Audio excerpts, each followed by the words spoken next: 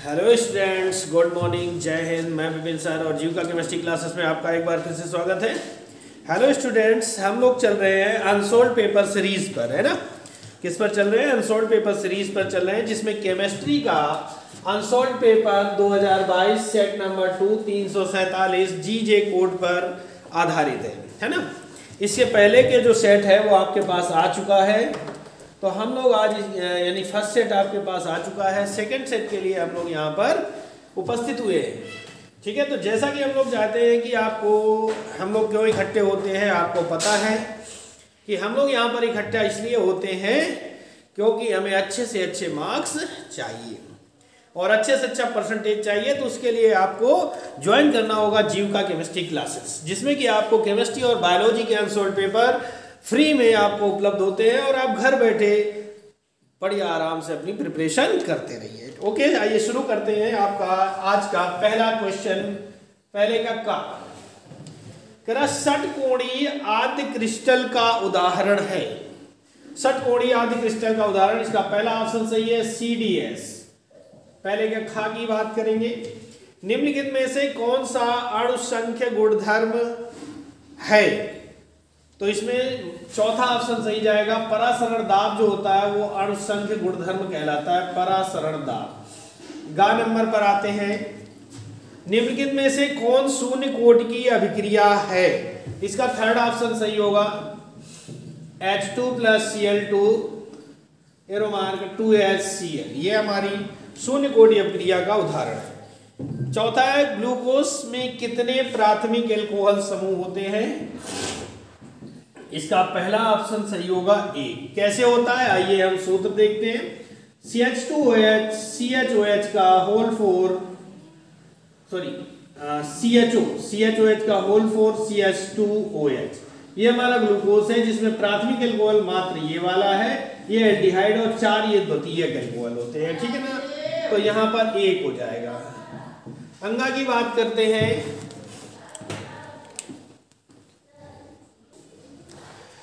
तो अंगा, निम्नलिखित में से कौन सा पदार्थ हेलोफॉर्म अभिक्रिया देता है? निम्नलिखित में से कौन सा पदार्थ हेलोफॉर्म अभिक्रिया देता है? तो इसका पहला ऑप्शन होगा RCOCH3।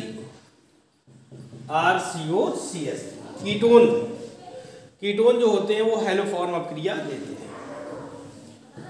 4 नंबर पे कह रहा है कार्बिल-एमीन अभिक्रिया में क्या बनता है? कार्बिल-एमीन अभिक्रिया में चौथा ऑप्शन सही होगा, हमेशा आइसोसाइनाइड बनता है, जो कि दुर्गंध युक्त पदार्थ होता है, आइसोसाइनाइड बनते हैं, ठीक है ना। इसी प्रकार अब हम लोग क्वेश्चन नंबर 2 पर चलेंगे। तो हमारे पास जो क्वेश्चन है वो क्या है, कह रहा है ठोसों में बिंदु दोष उदाहरण सहित लिखिए। तो ठोसों में बिंदु दोष के प्रकार उदाहरण सहित लिखिए। तो देखिए क्या होगा, क्वेश्चन नंबर दूसरे का बिंदु दोष, ठीक है। बिंदु दोष के प्रकार लिखना है। तो बिंदु दोष 3 प्रकार के होते हैं। एक है रस समीकरण मितीय दोष, रस समीकरण मितीय दोष यानी स्टाइकियोमेट्रिक डिफेक्ट, और दूसरा है अरस समीकरण मितीय दोष,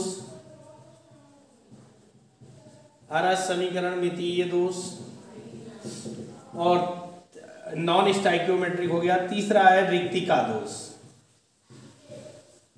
रिक्तिका दोष, ठीक है।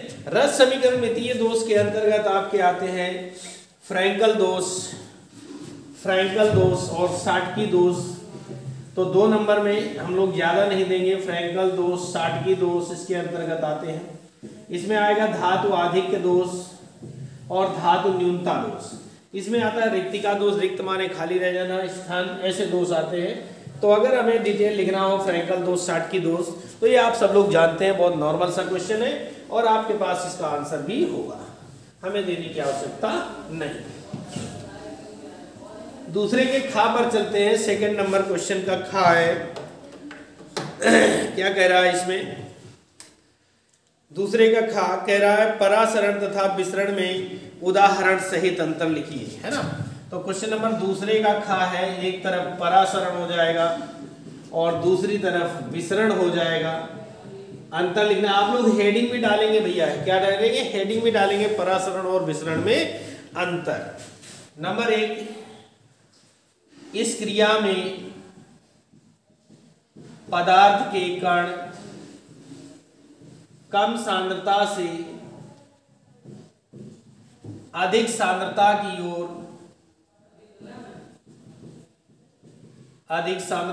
ओर गमन करते हैं। और यहां पर होगा इस क्रिया में पदार्थ के कण, इस क्रिया में पदार्थ के कण अधिक सांद्रता से कम सांद्रता की ओर गमन करते हैं।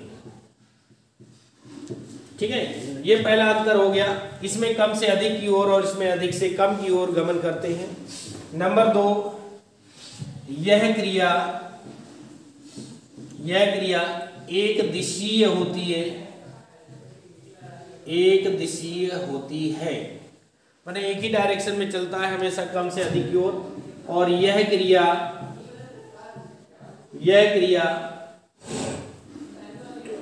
चारों दिशाओं में होती है, चारों दिशाओं में होती है। ठीक है, नंबर 3 पर हो जाएगा, यह क्रिया केवल द्रवों में होती है। परासरण केवल कहां पर होगा, केवल द्रव में होगा। और इधर हो जाएगा, यह क्रिया ठोस, द्रव, गैस तीनों अवस्थाओं में होती है, तीनों अवस्थाओं में होती है। ठीक है, और नंबर 4 पर होगा, इसमें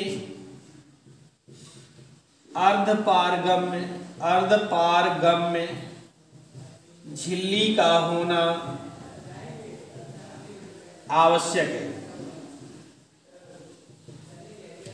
और इधर हो जाएगा नंबर 4, इसमें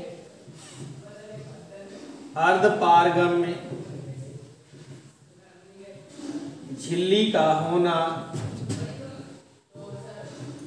आवश्यक नहीं है। ये हमारा दूसरे का खा कंप्लीट हो जाता है ना, एक क्वेश्चन हो गया दूसरे का खा।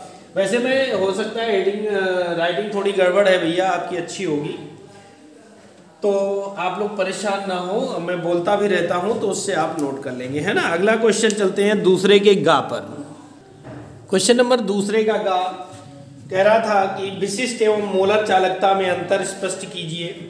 तो विशिष्ट चालकता में क्या लिख सकते हैं, बहुत छोटी सी डिफरेंस, किसी चालक के विशिष्ट प्रतिरोध का व्युत्क्रम, किसी चालक के विशिष्ट प्रतिरोध का व्युत्क्रम विशिष्ट चालकता कहलाता है।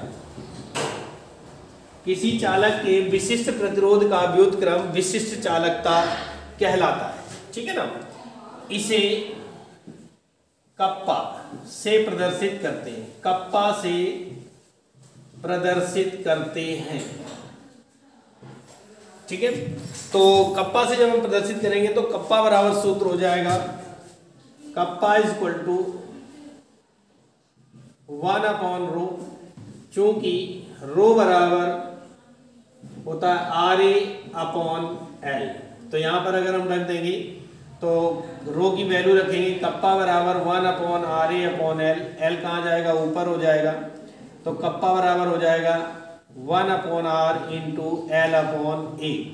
1/R जो है वो चालकता C के बराबर होता है, तो kappa is equal to C × L/A। ये हमारा फॉर्मूला बन जाएगा। ये हो गई विशिष्ट चालकता, जहाँ कप्पा क्या होता है, विशिष्ट चालकता होता है।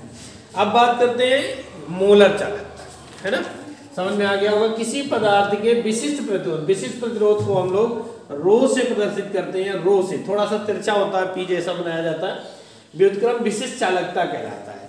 और केवल प्रतिरोध का व्युत्क्रम उसकी चालकता को कहलाएगा। जब विशिष्ट होगा स्पेशलाइज तो विशिष्ट कहलाएगा, ठीक है ना। अगली हेडिंग है हमारी मोलर चालकता। मोलर चालकता के बारे में बात करते हैं तो क्या लिखेंगे, किसी वैद्युत अपघट्य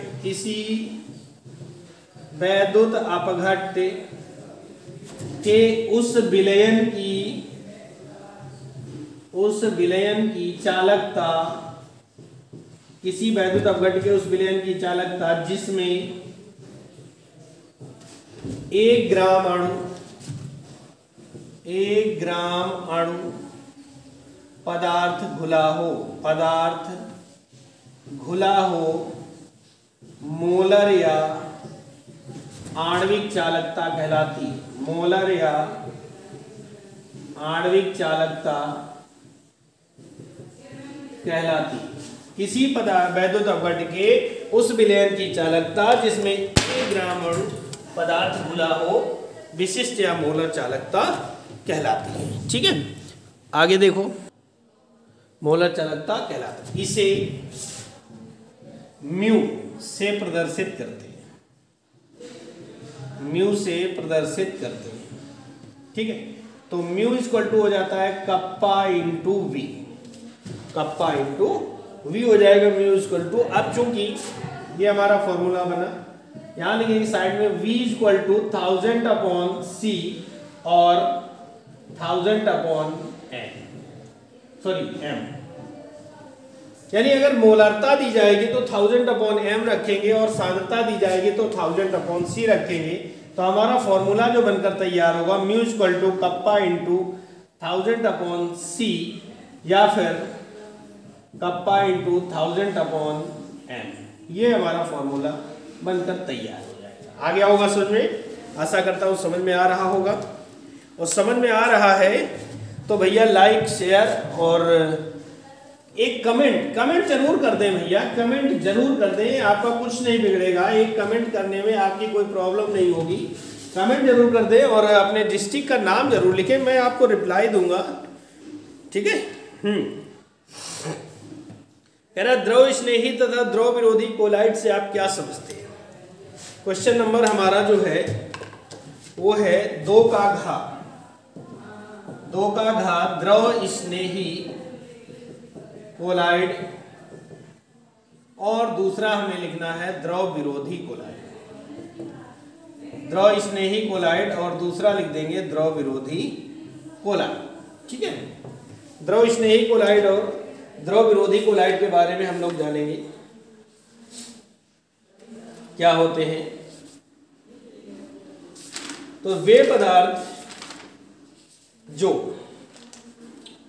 विलायक के संपर्क में आने पर, यानी बहुत छोटी सी डिफाइन करेंगे। अरे यार मैंने मार्कर कहाँ रख दिया, हाँ ये रहा। वे पदार्थ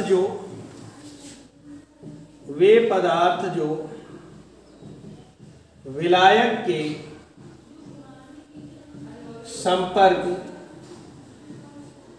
में आने पर, वे पदार्थ जो विलायक के संपर्क में आने पर,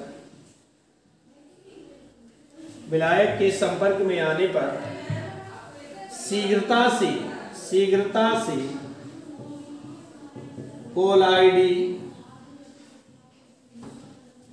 वे पदार्थ जो विलायक के संपर्क में आने शीघ्रता से कोलाइडी विलयन बनाते हैं,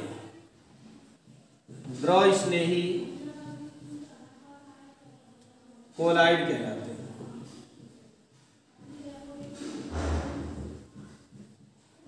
द्रव स्नेही कोलाइड कहलाते हैं, ठीक है। यानी जल में घुल करके, विलायक में घुल करके शीघ्रता से कोलाइडी विलयन अगर बना देते हैं तो द्रव स्नेही, जैसे कि एग्जांपल में हम ले लें स्टार्च है, ग्लूकोज है, स्टार्च है, ग्लूकोज है, जिलेटिन है, गोंद है आदि। और इसमें क्या लिखेंगे द्रव विरोधी में, वे पदार्थ जो विलायक के संपर्क में आने पर शीघ्रता से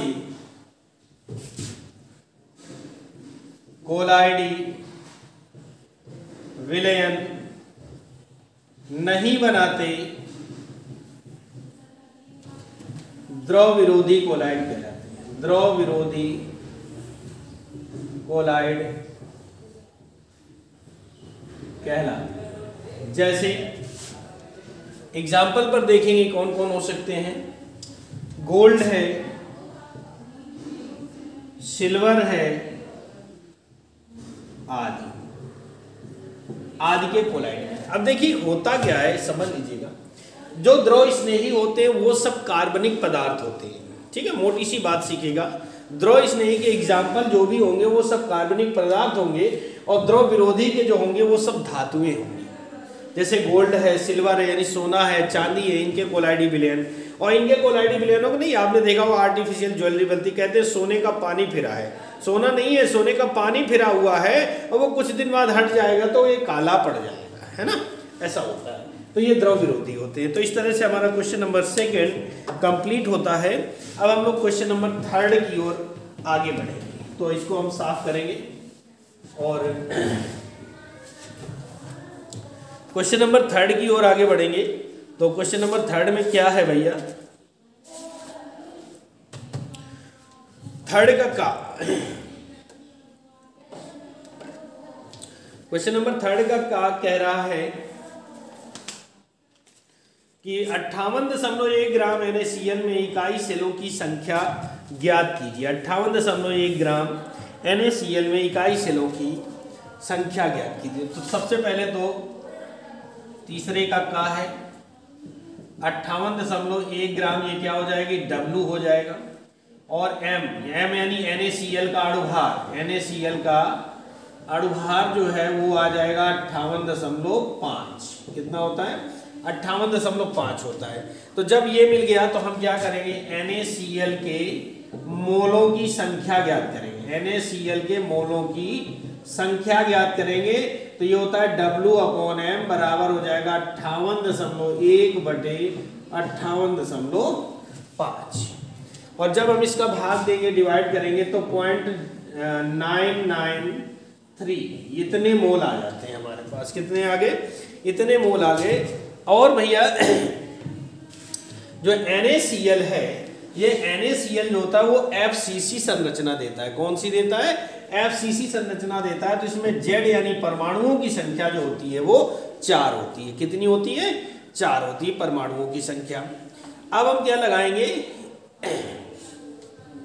कि या अभी इसको ना लिखो, इसको बाद में लिखेंगे, पहले आगे बढ़ा लेते हैं। तो क्या लिखेंगे, 1 मोल NaCl में सूत्र इकाइयों की संख्या। 1 मोल NaCl में सूत्र इकाइयों की संख्या बराबर कितने होते हैं, एवोगैड्रो संख्या के बराबर होते हैं 6.023 × 10⁻23, है ना। 1 मोल में सूत्र इकाइयों की संख्या एवोगैड्रो संख्या के बराबर होती है। तो इतना हो जाएगा। तो आपके पास चूंकि यहाँ लिख सकते हैं 1 मोल, आपके पास कितने मोल है, 0.993 मोल है। तो कितने हो जाएंगे, तो क्या हो जाएगा 6.023 × 10⁻23 × 0.993, है ना। ये आ जाएगा हमारे पास। अपॉन में क्या चला जाएगा, 1 तो कोई मतलब नहीं होता है। अब इसी को लिखा रहने दो, नीचे लिखेंगे अतः परमाणुओं की संख्या हमने क्या बताई, Z बराबर 4 होती है। किसमें, NaCl चूंकि FCC संरचना देता है। और हमें ज्ञात करना है इकाई सेलों की संख्या। इकाई सेलों की संख्या तो बराबर क्या हो जाएगा, 6.023 × 10⁻23 × 0.993/4, ये वाले, ठीक है। 4 से डिवाइड कर देंगे, 4 एकम 4 दशमलव लगाया, 4 पंजे 20 हो गया, भाग में जाने में बिंदी, 4 पंजे 20। और इतना ठीक है, आगे और बढ़ाएंगे तो लंबा चला जाएगा, इससे कोई दिक्कत, बेकार में परेशान होने की आवश्यकता नहीं है, ठीक है। अब इसको अगर हम सॉल्व करेंगे तो यह जाएगा 5.98। अच्छा चलो एक काम करो, पूरा पूरा तो कटा नहीं, तो इसको 4 कर दो और 6.023 करेंगे। इसका जो गुणा आएगा 5.980/4 × 3। अब इसको काट देंगे तो 4 एकम 4.4 हो जाएगा और 4 नियम 36 हो जाएगा, 4 पंजे 20 इंटू 10 की पावर 23। इतने ही का इससे ला जाएंगे, ये हमारा आंसर हो जाएगा। ठीक है ना, यही हमारा क्या हो जाएगा, आंसर हो जाएगा। तो इस तरह से हमारा ये तीसरे का नंबर जो है वो सॉल्व हो जाता है। अब हम लोग चलेंगे आगे तीसरे के खा नंबर पर। आपकी समझ में आ गया होगा, आपने नोट कर लिया होगा। हम वेट नहीं कर पाएंगे क्योंकि लेक्चर ऑलरेडी बहुत बड़ा हो जाता है। क्वेश्चन नंबर 3 का खा कह रहा है निम्नलिखित के IUPAC नाम बताना है। नंबर 1 है NiCO का होल 4। ठीक है, NiCO का होल 4 है, तो इसका बताना है। तो देखिए क्या होता है, समझने के लिए हम लोग कैसे करेंगे।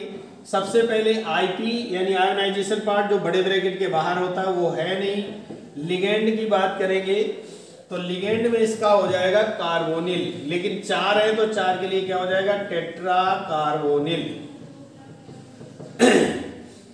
और CM सेंट्रल मेटल जो होता है वो हमारा निकेल है, चूंकि ये उदासीन होता है इसलिए सामान्य नाम लिखा जाएगा और इसकी ऑक्सीकरण संख्या जो आएगी वो 0।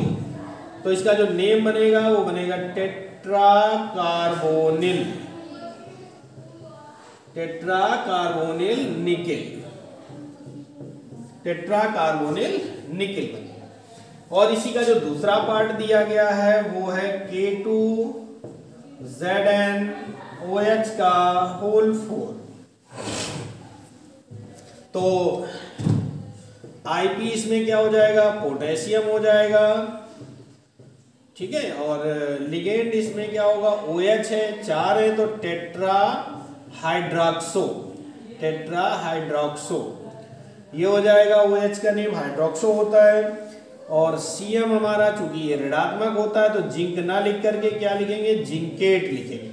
और ऐसा कैसे करते हैं इसको जानना है तो हमारे YouTube चैनल की लिंक पर जाकर, प्लेलिस्ट पर जाकर के चैप्टर नंबर 9 देखिए, वहां पर बहुत 40, 50, 60 क्वेश्चन का IUPAC का प्रैक्टिस पड़ा हुआ है, वहां से देख सकते हैं। और इसकी ON जो आएगी वो 2 आएगी। तो इस प्रकार इसका नाम जो बनेगा वो हो जाएगा पोटेशियम टेट्रा हाइड्रोक्सो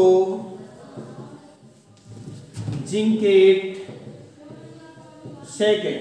ठीक है, अब भैया एक चीज ध्यान देना, ये चीज जो है ये आपका लिखना हो तो लिखो, ना लिखना हो तो ना लिखो। मतलब ये तो आपको लिखने के केवल नाम आपसे ये पूछा जा रहा है, इतने से आपका आंसर सही हो जाए, ये आपके लिखने के लिए, समझाने के लिए मैंने ऐसा कर दिया है।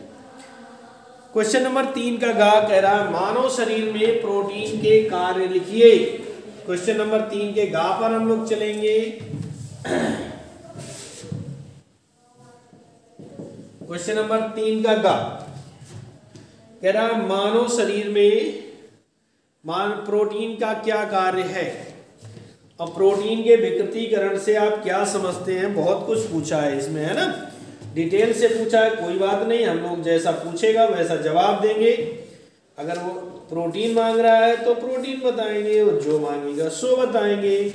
तो हेडिंग डाल देंगे मानव शरीर में, मानव शरीर में प्रोटीन का कार्य।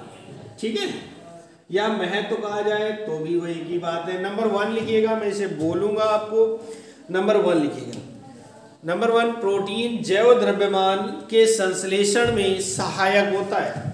चलो लिख देते हैं, प्रोटीन जैव द्रव्यमान के संश्लेषण में सहायक होता है,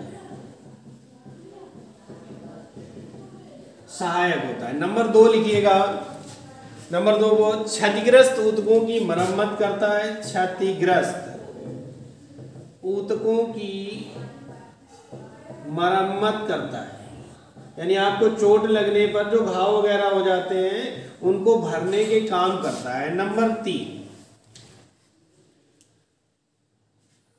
शरीर के विभिन्न तंतुओं का, शरीर के विभिन्न तंतुओं का निर्माण करता है, निर्माण करता है। ठीक है, नंबर 4 की बात करते हैं तो नंबर 4 पर क्या होगा, सारे एंजाइम्स, जो जितने एंजाइम्स होते हैं टायलिन वगैरह ये सब, सभी एंजाइम्स का निर्माण करता है, सभी एंजाइम्स का निर्माण करता है। ठीक है भैया। और नंबर 5, ऊर्जा स्रोत की भांति भी कार्य करता है, ऊर्जा स्रोत की भांति भी कार्य करता है। ऊर्जा स्रोत की भांति कार्य, आप कह रहा प्रोटीन का विकृतीकरण, प्रोटीन का विकृतीकरण, तो इसको तो मैं भैया बोलूंगा, आप लोग हेडिंग डाल दीजिए और लिखना स्टार्ट कर देंगे। ठीक है, तो इसमें लिखेंगे प्रोटीन के विकृतीकरण में क्या होगा, लिखिएगा जब प्रोटीन को जल में गर्म करते हैं तो इसका अवक्षेपण हो जाता है, तो इसका अवक्षेपण हो जाता है मतलब ये जम जाती है, जिसे विकृत प्रोटीन कहते हैं, जिसे विकृत प्रोटीन कहते हैं। इसके अंतर्गत आगे लिखिएगा, इसके अंतर्गत प्रोटीन की द्वितीयक व तृतीयक संरचना नष्ट हो जाती है, परंतु प्राथमिक संरचना अप्रभावित रहती है, प्राथमिक संरचना अप्रभावित रहती है।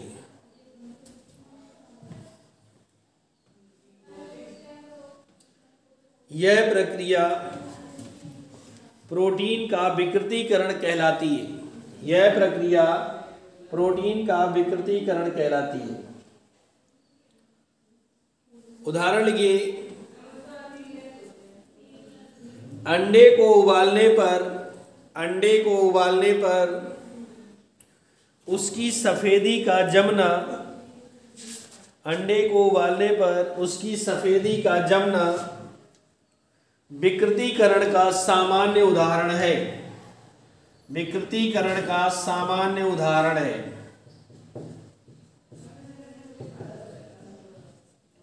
विकृतीकरण का सामान्य उदाहरण है। ठीक है, ये हो गया प्रोटीन का विकृतीकरण।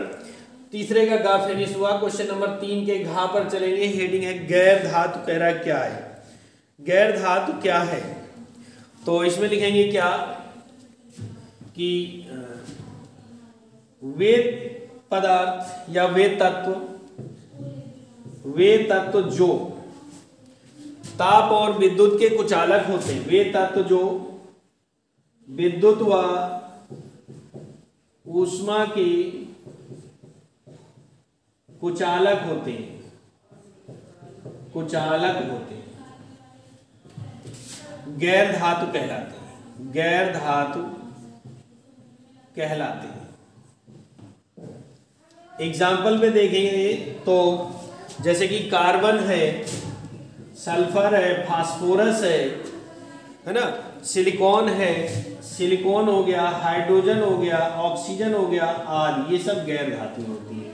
इनमें ये विद्युत और ऊष्मा के क्या होते हैं, कुचालक होते हैं।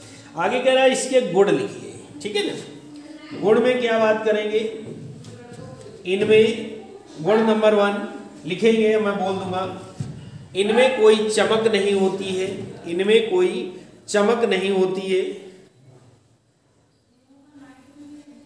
नंबर 2, इन्हें ट्यूब यानी नलिका या तार में परिवर्तित नहीं किया जा सकता, इन्हें ट्यूब या तार में परिवर्तित नहीं किया जा सकता। नंबर 3, ये लचीले नहीं होते, ये लचीले नहीं होते हैं। ठीक है, 3 गुण बहुत है। आपका 2 नंबर पर क्वेश्चन था, तो ये कंप्लीट हो गया। क्वेश्चन नंबर 3 भी हमारा कंप्लीट हो गया। अब हम लोग क्वेश्चन नंबर 4 की ओर चलेंगे। ठीक है ना, कहाँ चलेंगे, क्वेश्चन नंबर 4 की ओर हम लोग चलने वाले हैं। क्वेश्चन नंबर 4 को सॉल्व करेंगे। क्वेश्चन नंबर 4, ठीक है।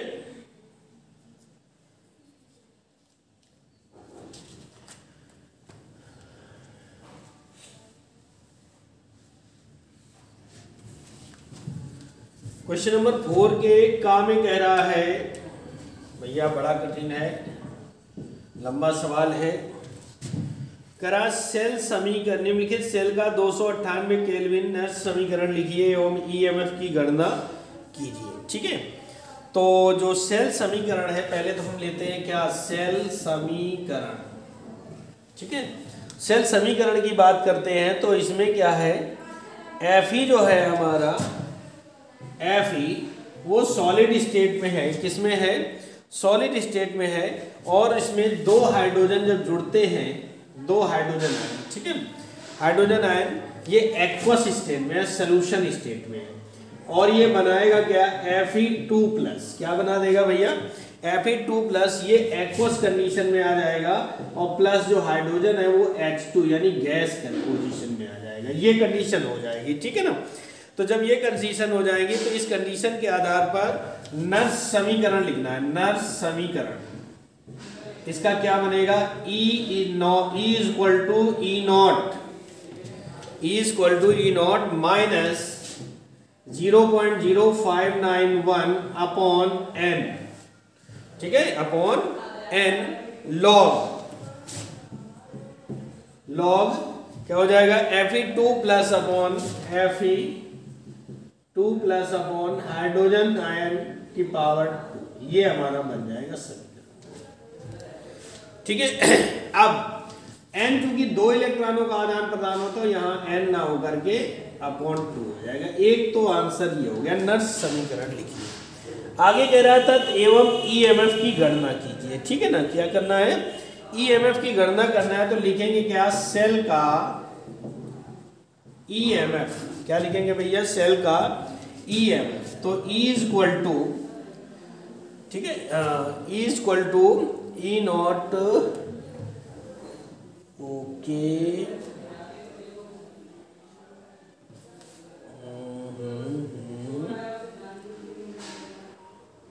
इक्वल टू दिया गया है माइनस 0. ई नॉट दिया गया है माइनस 0.44 है ना। तो माइनस 0. अरे यार एक जीरो ज्यादा हो गया, माइनस 0.44 दिया गया है। और इधर हो जाएगा माइनस, इसी समीकरण से लेते हैं 0.0591 अपॉन n की जगह पर क्या होगा, n की वैल्यू हमारी 2 है, 2 रख देंगे लॉग। ठीक है, लॉग। अच्छा, लॉग के बारे में क्या होगा,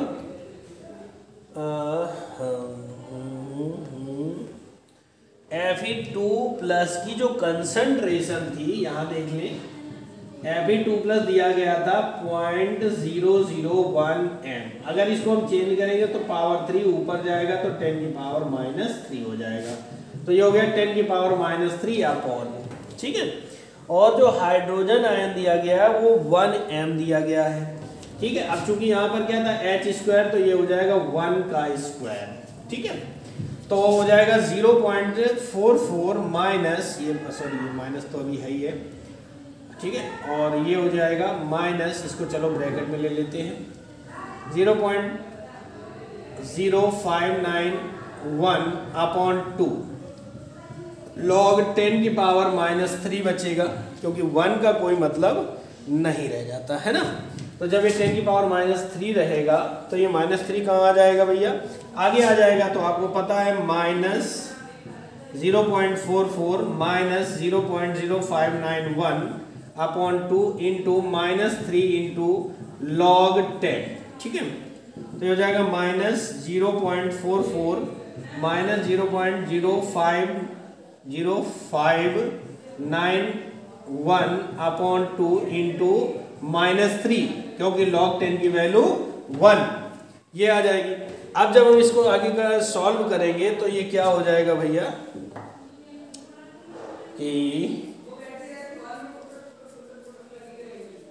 इसको काट लेते हैं, 2 एकम 0 की 0 हो गया, 2 दूनी 4, 2 नेम 18, 2 पंजे 10, 2 पंजे 10 ये आ जाएगा। ठीक है, तो ये हो गया हमारा क्या, minus 0.44 minus 0.02955 into -3, minus minus plus into minus, तो फिर से आंसर हमारा माइनस में हो जाएगा, ठीक है।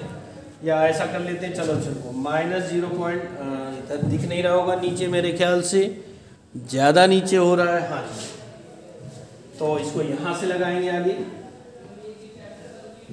माइनस 0.44, और ये माइनस माइनस क्या हो गया, प्लस हो गया, और 3 का मल्टीप्लाई करेंगे तो 3 पचे 15, 3 पचे 15 और 1 16, और 3 में 27, 27 और 1 28, और 3 दूनी 6, 6 2 8, 0.08865। अब क्या हो गया, इसको क्या करना है भैया, ये माइनस का है और वो प्लस का आ गया, तो क्या होगा भैया, घटाना पड़ेगा, घट जाएगा, है ना। तो जब इसको हम माइनस करेंगे तो क्या आ जाएगा, देखिएगा, रफली करते हैं 0.44 को माइनस करते हैं, ये 0 0 हो जाएंगे, 5 6 8, 8 में 4 गए 4, 9 9 9, गलत होगा, ये माइनस होगा तो यहाँ करेंगे 0.44 माइनस 0.08865, तो यहाँ 0 0 लगाएंगे, घटाएंगे, 10 में 5 गए 5, 9 में 6 गए 3, 9 में 8 गया 1, और 13 में 8 गए 5, और यहाँ पर बचा 3.35135, ठीक है। तो ये आ जाएगा, तो ये आपका आंसर हो जाएगा, यहाँ पर आप रख लीजिएगा, आपकी कैलकुलेशन हो जाएगी, ठीक है। अच्छा भैया, अब हम लोग चलते हैं इसके आगे चौथे के खा पर, क्वेश्चन नंबर 4 के खा पर चलते हैं।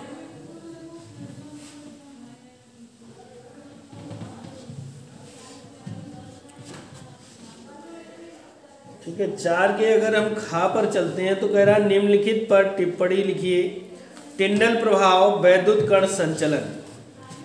चौथे का खा है टिंडल प्रभाव और दूसरा है इसका पार्ट वैद्युत कण संचलन, वैद्युत कण संचलन, है ना। तो ये बहुत सिंपल सी डेफिनेशन है, इनको बताने की आवश्यकता नहीं है, आपको ये चैप्टर नंबर 5 पर मिल जाएंगी, है ना, जिनको मैं आपको एक्सप्लेन नहीं करता हूं। और अगर किसी को एक्सप्लेन चाहिए तो हमारे प्लेलिस्ट पर जा करके आप चैप्टर नंबर 5 के लेक्चर देख लीजिए, ठीक है। जो चीज कठिन है वो मैं एक्सप्लेन करूंगा। कह रहा एमीन किन्हें कहते हैं, प्राथमिक, द्वितीयक और तृतीयक एमीन को एक एक उदाहरण देकर समझाइए। तो चलिए भैया एमीन के बारे में बात कर लेते हैं, एमीन क्या होते हैं, और प्राथमिक, द्वितीयक और तृतीयक एमीन को एग्जाम्पल भी देना है ना। तो क्या करेंगे, क्वेश्चन नंबर 4 का गा हेडिंग डाल देंगे एमीन। क्या डालेंगे भैया, एमीन। एमीन क्या होते हैं, लिखेंगे क्या, वे कार्बनिक यौगिक जो अमोनिया के, वे कार्बनिक यौगिक जो अमोनिया के, अमोनिया, ठीक है ना, अमोनिया के हाइड्रोजन एक या एक से अधिक, या अमोनिया के हाइड्रोजन, ऐसे लिख लो, हाइड्रोजन परमाणुओं, हाइड्रोजन परमाणुओं को, अमोनिया के हाइड्रोजन परमाणुओं को एल्किल समूह द्वारा, एल्किल समूह द्वारा प्रतिस्थापित करने पर, एल्किल समूह द्वारा प्रतिस्थापित करने पर प्राप्त होते हैं, प्राप्त होते हैं एमीन कहलाते हैं, एमीन कहलाते हैं, ठीक है भैया।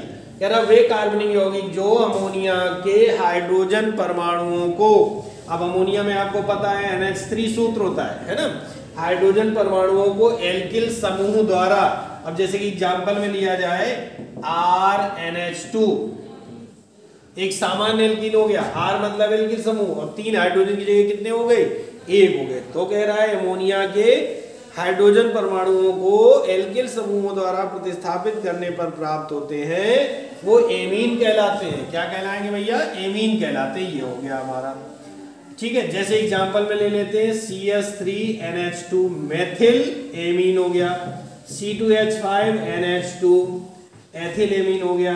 ठीक है, अब आगे आएगा, ये एग्जाम्पल हो गए, एमीन कहलाते हैं, समझ में आ गया होगा। अब इनको कह रहा था क्वेश्चन में प्राथमिक द्वितीयक तृतीयक एमीन को, तो हेडिंग डाल दीजिएगा प्राथमिक एमीन। क्या डालेंगे भैया? प्राथमिक एमीन। और इसमें लिखेंगे इसको, अच्छा 1 डिग्री बोलते हैं, वे एमीन जिनमें NH2 समूह उपस्थित होता है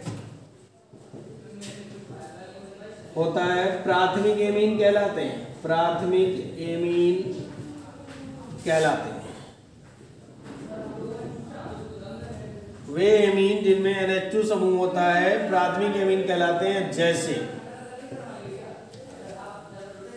CH3NH2, C2H5NH2 प्राथमिक एमीन है। फिर हेडिंग डालेंगे द्वितीयक एमीन। द्वितीयक एमीन, इसको हम 2 डिग्री बोलेंगे, तो लिखेंगे वे एमीन जिनमें NH समूह उपस्थित होता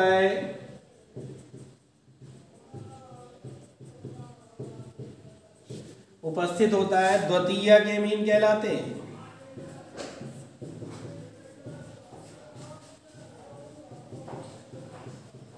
द्वितीयक एमीन कहलाते हैं। एग्जाम्पल पे बोलेंगे जैसे कि CH3CH3NH। ठीक है, ये हो गया हमारा द्वितीयक एमीन। अब हेडिंग डालेंगे तृतीयक एमीन। लिखेंगे इसको 3rd डिग्री बोलेंगे, वे एमीन जिनमें N समूह उपस्थित होता है, N समूह उपस्थित होता है, तृतीयक एमीन कहलाते हैं।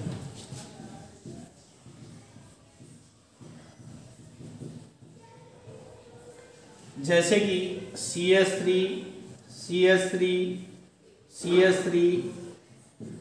ये तृतीयक एमीन हो गया। तीनों हो गए, तीनों की डेफिनेशन हो गई, तीनों के एग्जाम्पल हो गए।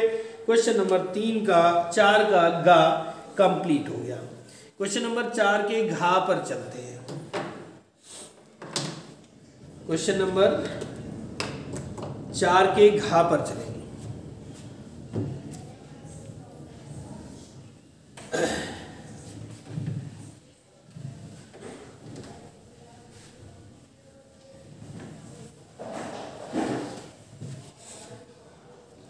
क्वेश्चन नंबर 4 का घा,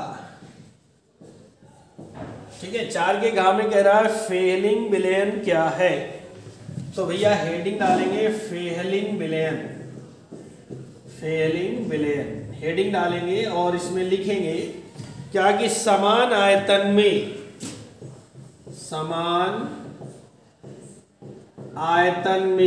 CuSO4 कॉपर सल्फेट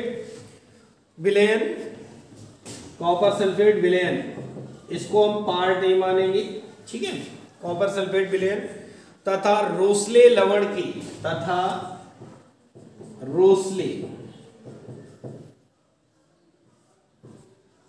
रोसले लवण, ठीक है, रोसले लवण के क्षारीय विलयन, इसको हम पार्ट बी मान लेंगे, ठीक है। का मिश्रण फेहलिंग विलयन कहलाता है। का मिश्रण फेहलिंग विलयन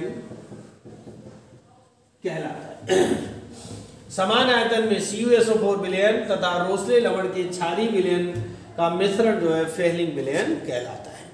इसको ना सामान्य सूत्र, इसे Cu2O या ऐसा लिख लो, इसका अणुसूत्र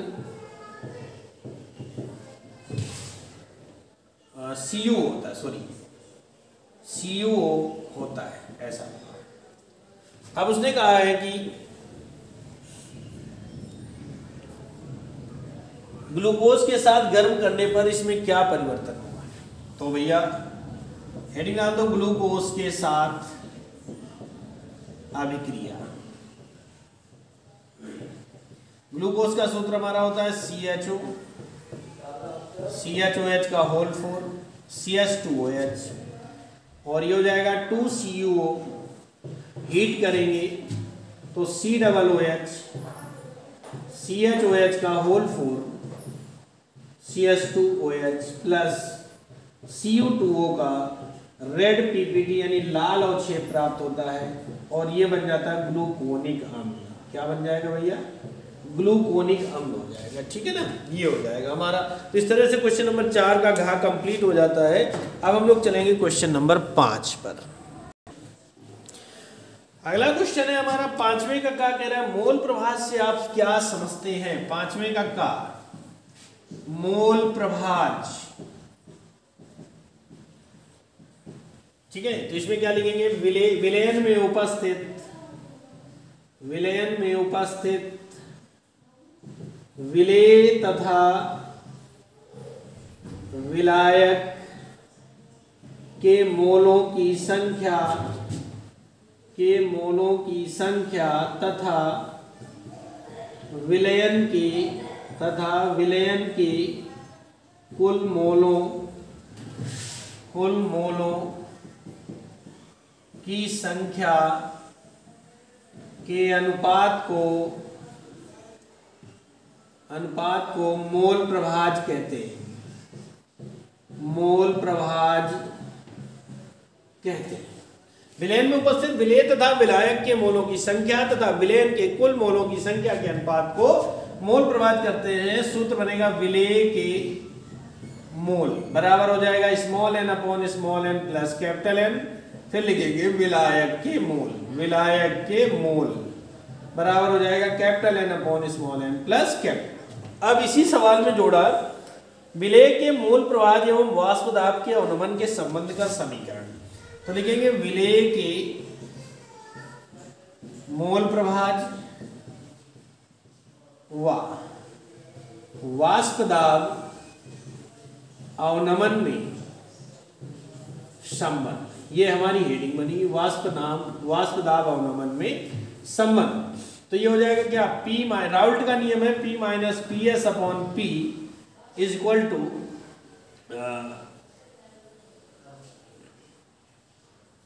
small n upon small n plus capital N। ये हमारा संबंध का समीकरण हो जाएगा। ठीक है, हाँ, P minus PS upon P। ठीक है, अब इसी पे सवाल जोड़ दिया है उसने, कहा यूरिया का एक विलयन भारानुसार 6% है।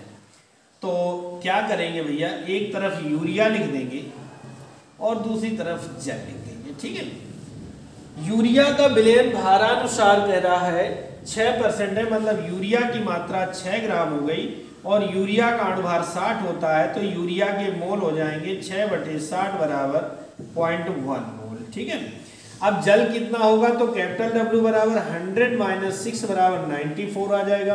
अब 94 आ गया तो भैया जल का अणुभार 18 होता है, तो कैपिटल N यानी जल के मोल क्या हो जाएंगे 94 अपॉन 18। तो ये हो जाएगा 18 पंजे 90 दशमलव 18 दूनी 36 और 18 दूनी 36, 5.22 मोल आ जाएगा। ठीक है, कितना आ जाएगा 5.22 मोल हो जाएगा। अब हम लोग लगाएंगे कुल मोल। क्या करेंगे, कुल मोल दोनों को जोड़ देंगे यानी small n plus capital N। मान हो जाएगा पॉइंट के 1 प्लस 5.22 इक्वल टू आ जाएगा 5.32 मोल। ये तो आ गए हमारे कुल मोल। अब हम इसके आगे चलेंगे विलायक का मोल प्रभाज। अच्छा भैया, हाँ, तो यूरिया तथा जल का मोल प्रभाज। ठीक है, तो क्या करेंगे भैया, यहां से लेते हैं यूरिया का मोल प्रभाज। यूरिया चूंकि विलेय है तो विलेय का मोल प्रभाज होता है स्मॉल n बटे small n plus capital N। Small n की वैल्यू आई है 0.1, अब ये हो जाएगा 5.32, दशमलव हटाएंगे 10 बढ़ जाएगा। ठीक है, अब अगर इसका हम भाग देंगे, ठीक है ना, क्या करेंगे भाग देंगे तो ये आ जाएगा 0.018 आ जाएगा, इतना काफी है। ठीक है, इसी तरह लगा देंगे क्या, जल का मोल प्रभाज, क्या लगाएंगे भैया, जल का मोल प्रभाज कैपिटल एन बटे small n plus capital N. Capital N की बात है 5.22 अपॉन 5.32 इक्वल टू आ जाएगा मेरे ख्याल से, भाग देंगे तो दशमलव से दशमलव हट जाएगा और ये आ जाएगा 0.98, ऐसा कुछ आना चाहिए। सवाल को चेक करना हो तो दोनों के मोल प्रभाज का अगर हम टोटल करेंगे तो 0.99 और 1 के समथिंग आएगा तो सवाल सही होगा, अन्यथा गलत हो जाएगा। ठीक है, तो ये आपका 5वें का कंप्लीट हो जाता है, पूरे 4 नंबर आपको मिलते हैं। अब हम लोग आगे चलते हैं। ठीक है, अब हम लोग आगे चलते हैं।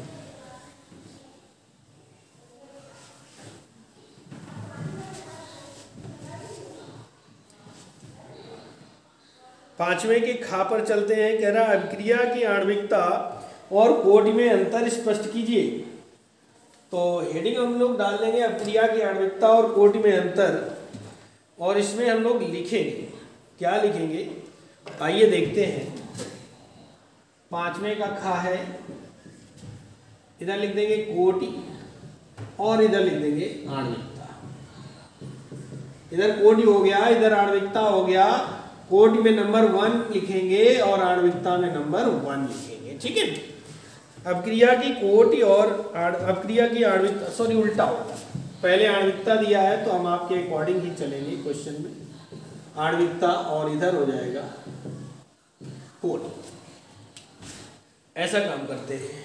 ठीक है, तो आणविकता में लिखिएगा नंबर 1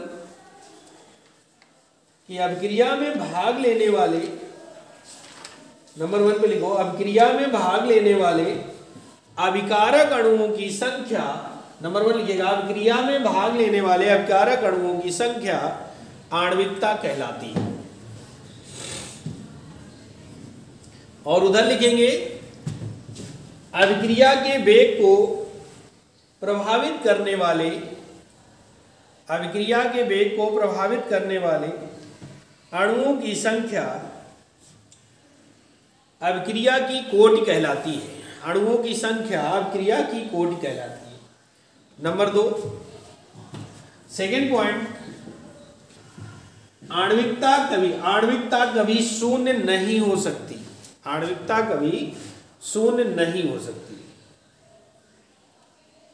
और कोटि में लिखेंगे इसका मान शून्य हो सकता है।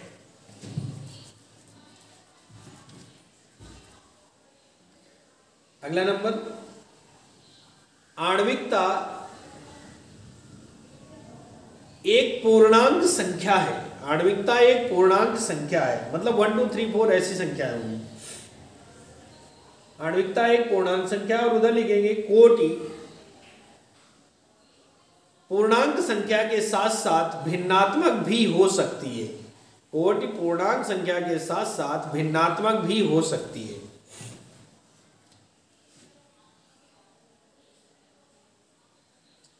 नंबर 4 लिखेंगे, सॉरी नंबर 3 तो बोल दिया मैंने, हाँ 3 मैंने बोल दिया। चौथा होगा अभिक्रिया को देखकर आणविकता पता की जा सकती है। अभिक्रिया को देखकर आणविकता का मान ज्ञात हो जाता है, आणविकता का मान ज्ञात हो जाता है। और उधर लिख देंगे जबकि, या सॉरी अंतर में, कोटि एक प्रयोगात्मक पद है। कोटि एक प्रयोगात्मक पद है, यानी बिना प्रयोग के हम इसको ज्ञात नहीं कर सकते। चलिए ये क्वेश्चन कंप्लीट हुआ नहीं। अभी इसी प्रथम कोटि की एक अभिक्रिया में 100 सेकेंड में, इसी में सवाल जुड़ा हुआ है, कह रहा 100 सेकेंड में पदार्थ की सांद्रता प्रारंभिक सांद्रता की आधी रह जाती है। आधी रह जाती है मतलब कि टी हाफ बराबर हो गया 100 सेकेंड। टी हाफ बराबर 100 सेकेंड। कह रहा वेग स्थिरांक की गणना करो। सूत्र होता है k बराबर 0.693 अपॉन टी हाफ। कुछ नहीं करना है, 0.693 अपॉन 100 कर देंगे, 100 का डिवाइड करेंगे, 0.00693 हो जाएगा, इक्वल टू 6.93 × 10⁻³ प्रति सेकेंड। ये आपका आंसर हो जाएगा। पूरे 4 नंबर आपके ओके। पांचवें का गा,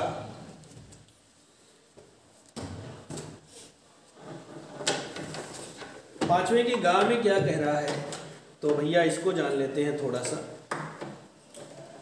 तो पहले एक काम करते हैं, इसको साफ कर देते हैं। उसने कहा कारण सहित दीजिए, कारण भी पूछ लिया, आंसर तो दो भैया, और कारणवा और देना पड़ेगा, है ना।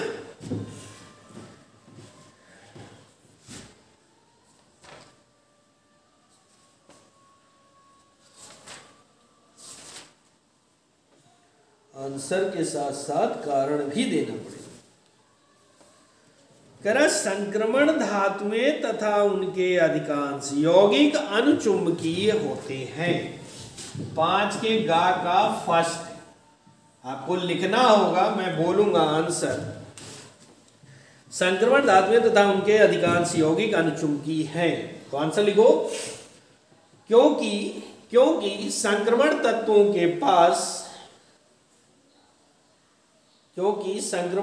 के पास अयुग्मित इलेक्ट्रॉन होते हैं। संक्रमण तत्वों के पास अयुग्मित इलेक्ट्रॉन होते हैं,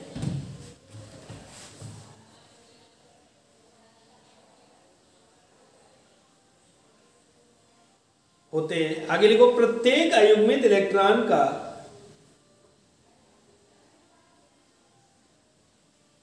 चुंबकीय आघूर्ण प्रत्येक अयुग्मित इलेक्ट्रॉन का चुंबकीय आघूर्ण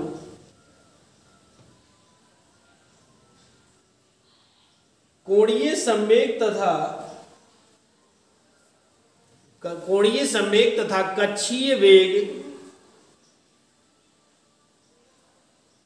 कक्षीय वेग से संबंधित होता है। यही कारण है कि संक्रमण धातुएं अनुचुंबकीय होते हैं।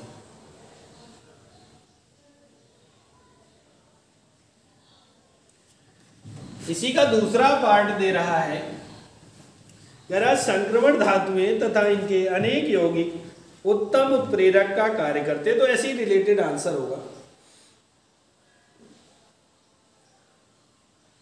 लिखिए,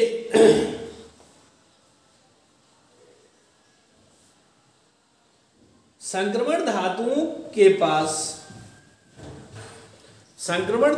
के पास अयुग्मित इलेक्ट्रॉन होते हैं।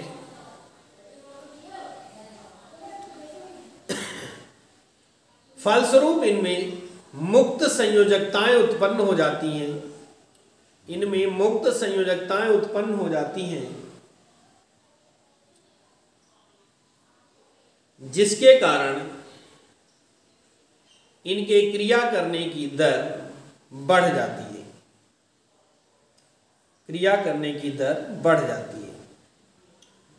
इसलिए यह उत्तम उत्प्रेरक की भांति कार्य करते हैं। चलिए भैया, 5वें का घा में फर्स्ट है लिगेंड पर टिप्पणी करवा रहा है भैया, लिगेंड। तो लिगेंड को परिभाषित करेंगे हम लोग, लिगेंड क्या होते हैं इनके बारे में लिखेंगे। ठीक है, तो लिगेंड क्या होते हैं लिखेंगे। उपसय संयोजी यौगिकों में केंद्रीय धातु परमाणु के साथ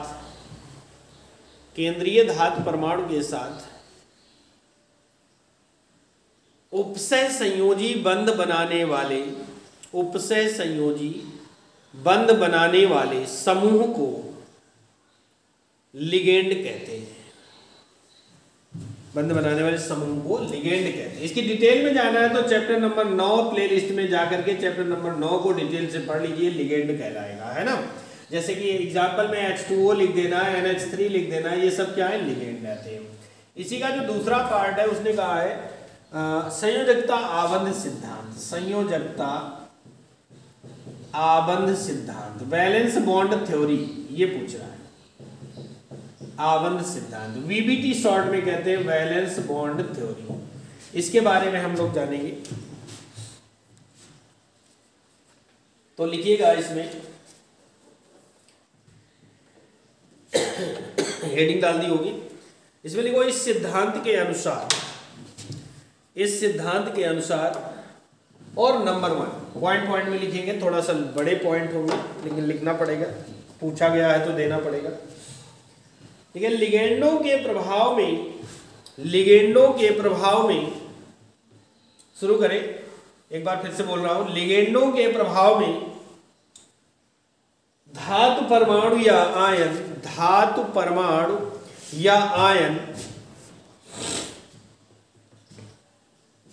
अपने N-1 D NS NP अथवा NP ND कक्षकों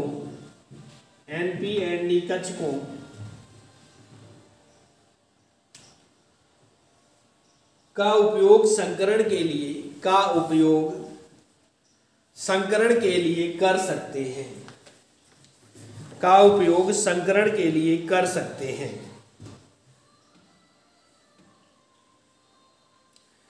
ये संकरित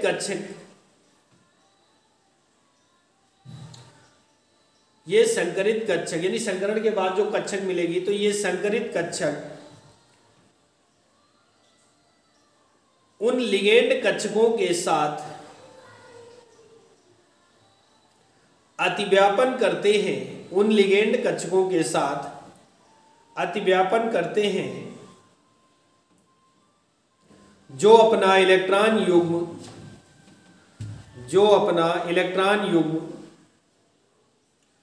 बंधों के लिए दान कर सकता हो।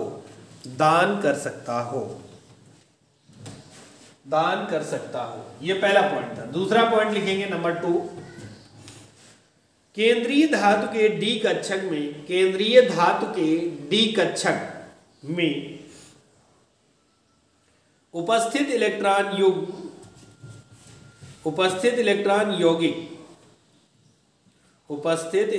यौगिक के संकरण तथा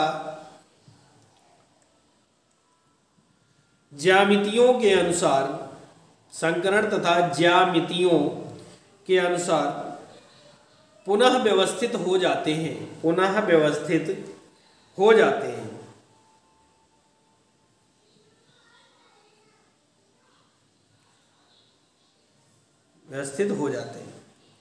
आगे लिखिए वीबीटी, शॉर्ट में लिख दीजिए, वीबीटी के आधार पर संकुल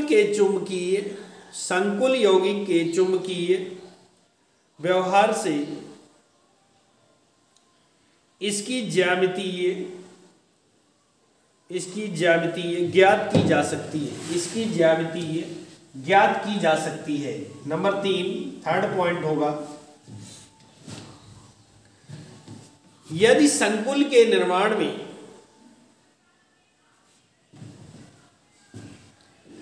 संकरण में आंतरिक डी कक्षक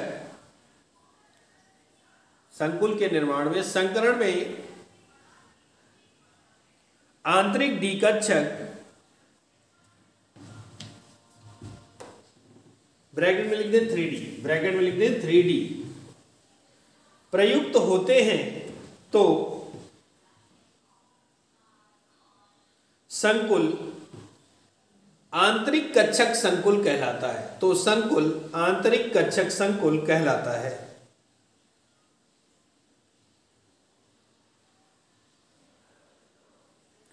और यदि संकुल के निर्माण में बाह्य डी कक्षक ब्रैकेट में लिख दें 4D, बाह्य डी कक्षक ब्रैकेट में 4D प्रयुक्त होते हैं,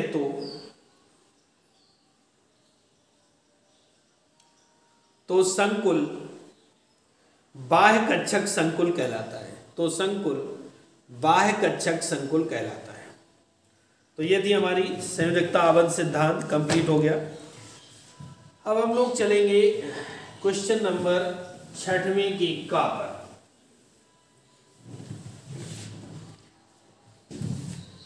क्वेश्चन नंबर 6 का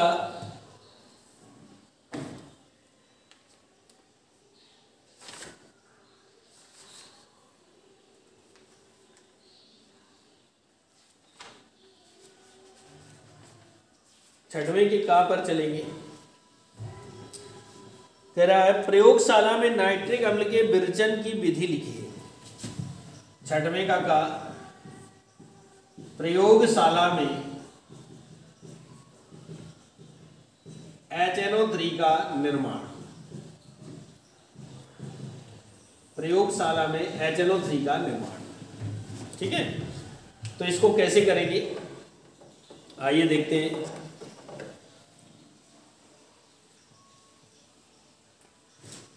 प्रयोगशाला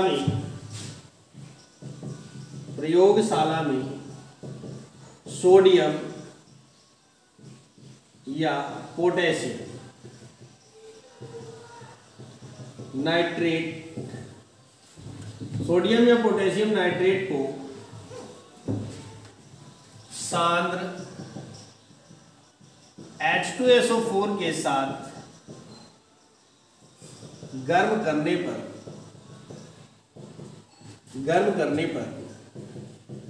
HNO3 यानी नाइट्रिक अम्ल HNO3 प्राप्त होता है। HNO3 प्राप्त होता है। प्रयोगशाला में सोडियम या पोटेशियम नाइट्रेट को सांद्र H2SO4 के साथ गर्म करने पर HNO3 प्राप्त होता है, यानी NaNO3 plus H2SO4 arrow mark बन जाएगा क्या HNO3 प्लस Na2SO4। बैलेंस करने के लिए यहाँ पर 2 और यहाँ पर भी 2, ये आपका HNO3 बन जाएगा, ठीक है।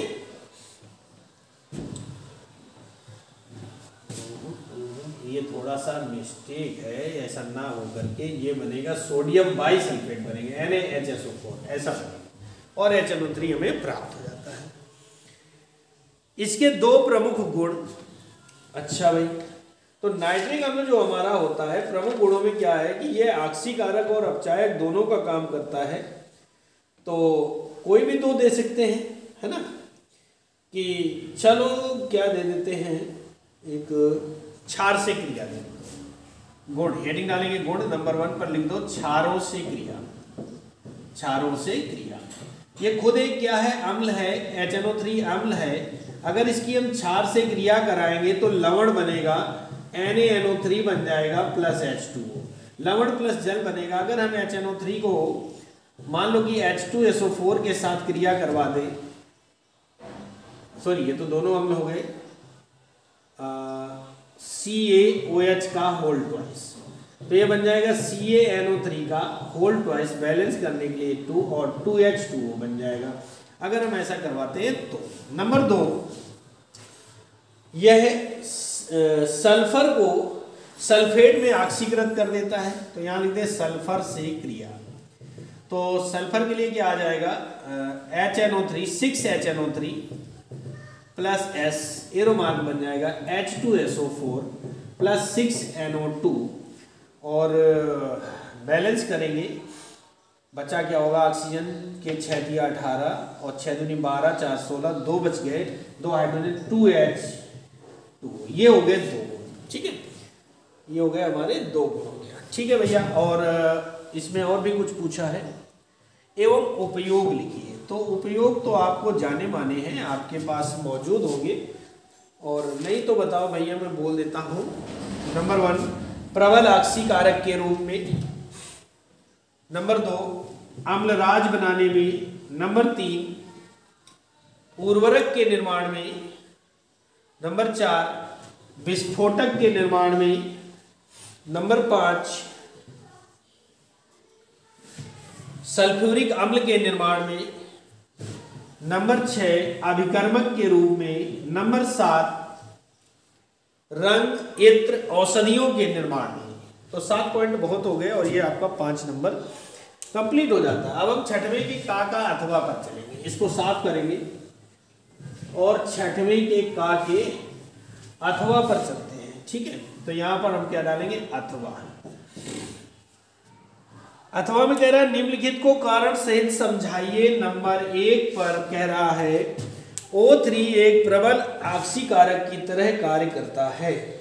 O3 बोले तो ओजोन एक प्रबल आक्सीकारक की तरह कार्य करता है, ये हमें बताना है। ठीक है, O3 एक प्रबल आक्सीकारक की तरह कार्य करता है।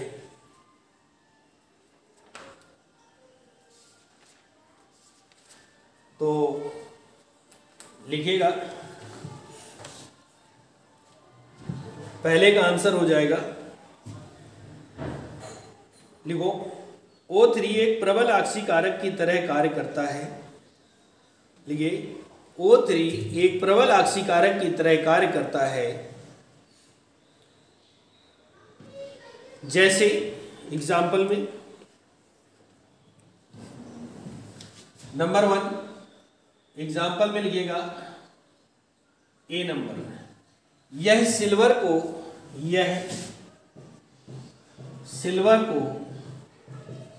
सिल्वर ऑक्साइड में ऑक्सीकृत कर देता है। तो ये हो जाएगा क्या, सिल्वर को 2Ag प्लस O3 और बन जाएगा क्या, Ag2O plus O2, silver oxide. ठीक है ना। अच्छा भैया, इसका नंबर बी पर लिख लीजिएगा, पहले का ही पार्ट है। यह KMnO4 से क्रिया नहीं करती। ऐसा क्यों है भैया, समझ लेते हैं। KMnO4 भी ऑक्सीकारक होता है और ओजोन भी ऑक्सीकारक है, तो दोनों एक जैसे प्रॉपर्टी है, इसलिए कोई क्रिया नहीं करती। इसी का सी पार्ट हो जाएगा, यह शुष्क आयोडीन से यानी I2 से क्रिया नहीं करती, क्योंकि आयोडीन भी ऑक्सीकारक की भांति कार्य करती है। तो ये हमारा पहला क्वेश्चन कंप्लीट हो जाता है। अब इसके सेकंड नंबर पर चलते हैं। ठीक है,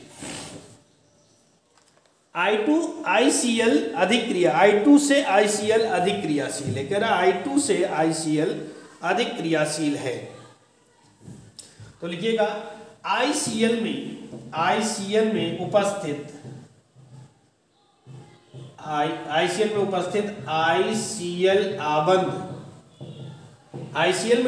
ICl आबंध I2 में उपस्थित, आगे लिखेंगे I2, इसी के आगे लिख लो, I2 में उपस्थित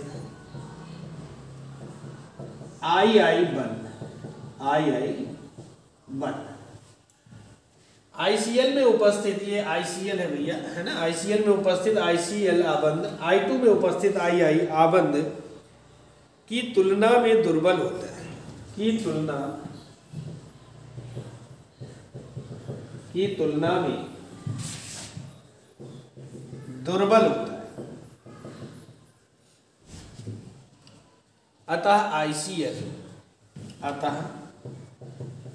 ICl I2 की तुलना में अधिक क्रियाशील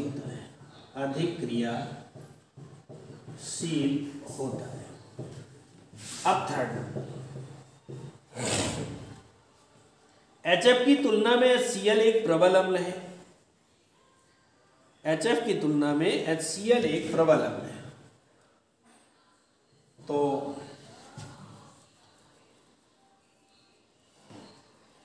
लिखिए क्या, HF की अपेक्षा HCl आसानी से हाइड्रोजन आयन का त्याग कर देता है,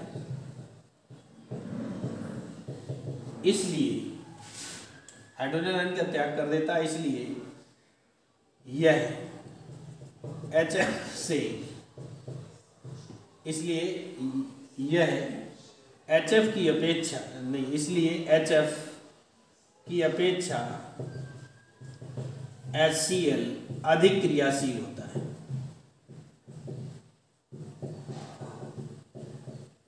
अधिक क्रियाशील होता है। नंबर 4,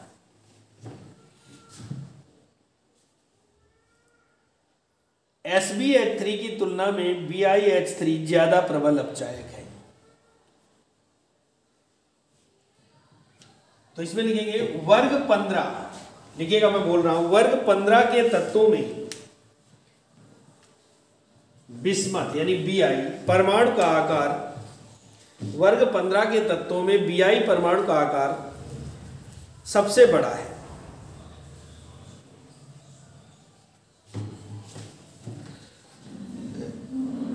अर्थात उसी के आगे लिखते हैं BiH, अर्थात BiH आबंध की दूरी अधिक, की दूरी और अधिक, और बंध वियोजन, और बंध वियोजन ऊर्जा, और बंध वियोजन ऊर्जा कम होती है। बंध वियोजन ऊर्जा कम होती है, इसलिए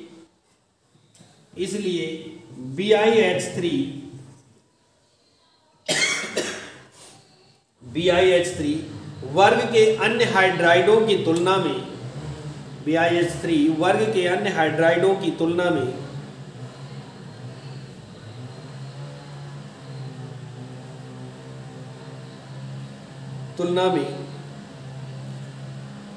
आसानी से दूर हो जाते हैं, इसलिए BiH3 प्रबल अपचायक होता है, प्रबल अपचायक होता है। नंबर 5, कह रहा हीलियम को गोताखोरी के उपकरणों में उपयोग किया जाता है। तो इसमें लिखेगा हीलियम को, नहीं ऐसा लिखो, देखिए क्योंकि ऐसा लिख लेंगे, क्योंकि हीलियम निष्क्रिय गैस है, निष्क्रिय गैस है, क्योंकि हीलियम निष्क्रिय गैस है और कृत्रिम श्वसन के लिए इसके ऑक्सीजन के साथ मिश्रण का उपयोग किया जाता है। कृत्रिम श्वसन के लिए इसके ऑक्सीजन के मिश्रण का उपयोग किया जाता है। तो ये आपका कंप्लीट हो गया और हम लोग चलते हैं क्वेश्चन नंबर 6 के खा पर। क्वेश्चन नंबर 6 का खा क्या दे रहा है उसमें देखते हैं। कह रहा मोनोहाइड्रिक अल्कोहल क्या है, इनके क्वथनांक उच्च क्यों होते हैं, अल्कोहलों के विरचन की कोई 2 विधि का उल्लेख कीजिए। तो भैया बहुत कुछ पूछ लिया है और टाइम बढ़ता जा रहा है। मोनोहाइड्रिक अल्कोहल, ठीक है, तो लिख सकते हैं क्या, वे अल्कोहल जिनमें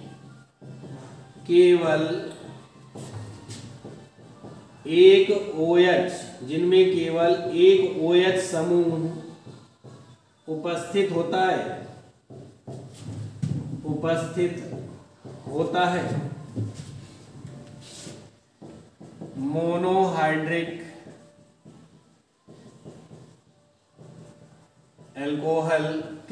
हैं। वे अल्कोहल जिनमें केवल एक OH समूह उपस्थित होता है, मोनोहाइड्रिक अल्कोहल कहलाते हैं। वे अल्कोहल जिनमें केवल एक OH समूह उपस्थित होता है, मोनोहाइड्रिक अल्कोहल कहलाते हैं। क्या कहलाएंगे भैया, मोनोहाइड्रिक अल्कोहल कहलाते हैं। एग्जाम्पल लेते हैं जैसे कि CH3OH, CH3CH2OH, ठीक है। इसके अलावा मान लो, हाँ ठीक है, 2 एग्जाम्पल आदि कर दो, बहुत है, पेपर लेंदी होता जा रहा है। इनके क्वथनांक उच्च क्यों होते हैं, तो इनमें लिखेंगे पैराग्राफ चेंज करके, मोनोहाइड्रिक अल्कोहलों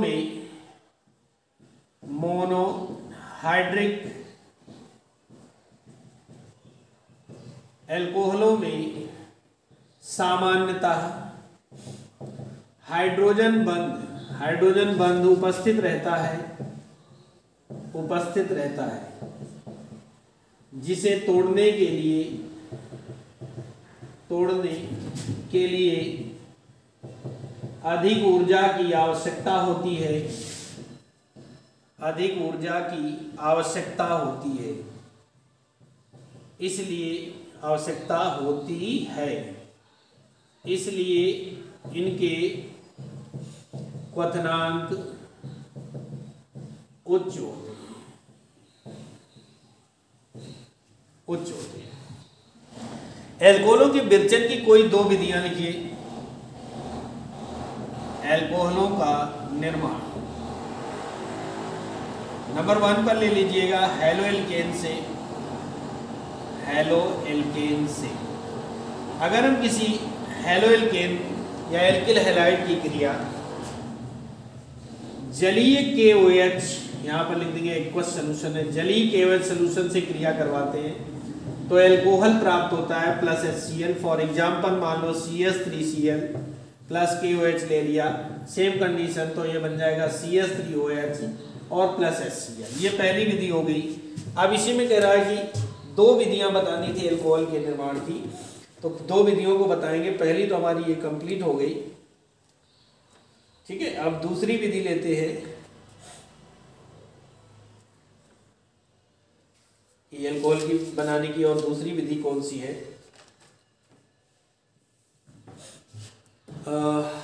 एल्डिहाइडो से ले सकते हैं। एल्डिहाइडो के अपचयन से, एल्डिहाइडो के अपचयन से, ठीक है। मान लो कि हमने ले लिया कोई एक एल्डिहाइड RCHO प्लस H2, ये बना देगा RCH2OH, ये बन जाएगा RCH2OH। यहाँ पर एक उत्प्रेरक लिथियम एल्यूमिनियम हाइड्राइड काम करेगा। अब फॉर एग्जांपल हमने ले लिया CH3CHO plus H2 LiAlH4 lithium aluminium hydride बन जाएगा CH3CH2OH बन जाएगा, ये हो जाएगा, ठीक है। तो हमारी कहानी यहाँ से फिनिश होती, मतलब कि ये क्वेश्चन हमारा फिनिश होता है। और क्या होता है जब की बात कर रहा है, यानी छठवें के खा का अथवा की बात करेंगे, छठवें के खा के अथवा की बात करेंगे। तो छठवें के खा के अथवा में हम लोग चलेंगे।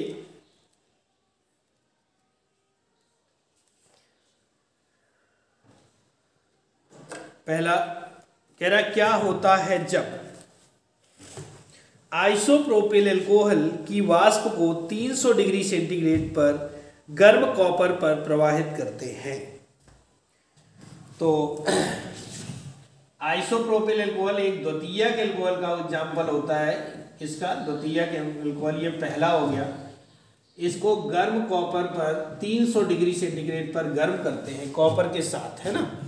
300 डिग्री सेंटीग्रेड पर गर्म करेंगे। एक काम करो, इसको कॉपर के साथ रखते हैं तो ये ऑक्सीकृत हो जाएगा और ये ऑक्सीकृत होकर के कीटोन देगा। क्या देगा भैया? कीटोन देगा। ऐसा हो जाता है।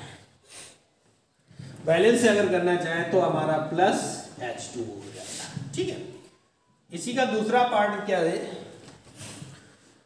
फिनॉल को ठंडे तथा तन HNO3 के साथ क्रिया कराते हैं। फिनॉल OH समूह ठंडे तथा यानी 0 डिग्री सेंटीग्रेड और डाइल्यूट HNO3 के साथ रिएक्ट करवाएंगे तो आर्थो और पैरा नाइट्रोफिनॉल प्राप्त हो जाएगा। ये OH रहा, NO2 प्लस OH और आर्थो और पैरा नाइट्रोफिनॉल प्राप्त होगा, ठीक है। तीसरा कह रहा है एथिल अल्कोहल की वाष्प को Al2O3 पर 250 डिग्री सेंटीग्रेड पर गर्म करते हैं, ठीक है। एथिल अल्कोहल की वाष्प, तीसरा पॉइंट है एथिल अल्कोहल यानी C2H5OH, इसके दो मॉलिक्यूल लेते हैं। Al2O3 उत्प्रेरक है और टेम्परेचर ले लिया हमने 250 डिग्री सेंटीग्रेड। 250 डिग्री सेंटीग्रेड पर गर्म करेंगे तो die ethyl ether C2H5O C2H5 plus H2O die ethyl ether प्राप्त हो जाएगा, ठीक है। चौथा पॉइंट क्या कह रहा है? फिनॉल की सांद्र HNO3 से क्रिया कराते हैं। फिनॉल की, चलो अच्छा रहा, दोनों क्रियाएं हो गई तो इनकी तुलना कर लेंगे क्या होता है। जब हम सान HNO3 के साथ रिएक्ट करवाएंगे तो 3HNO3 और कंसंट्रेट H2SO4 की प्रेजेंस होगी और ये बना देगा ट्राई नाइट्रोफिनॉल, जो कि एक विस्फोटक होता है।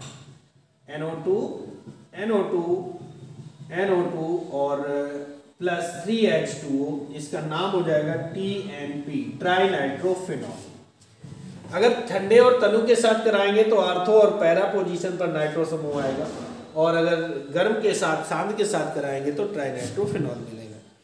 एथिल अल्कोहल को आयोडीन और NaOH के साथ गर्म करते हैं। एथिल अल्कोहल को आयोडीन और NaOH के साथ गर्म करते हैं।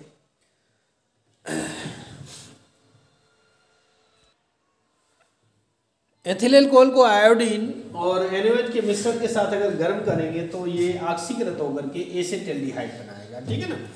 तो ये छठवें के खा का अथवा कंप्लीट हो जाता है। छठवें के खा का अथवा कंप्लीट हो जाता है। और अब हम लोग चलते हैं क्वेश्चन नंबर 7 के का पर।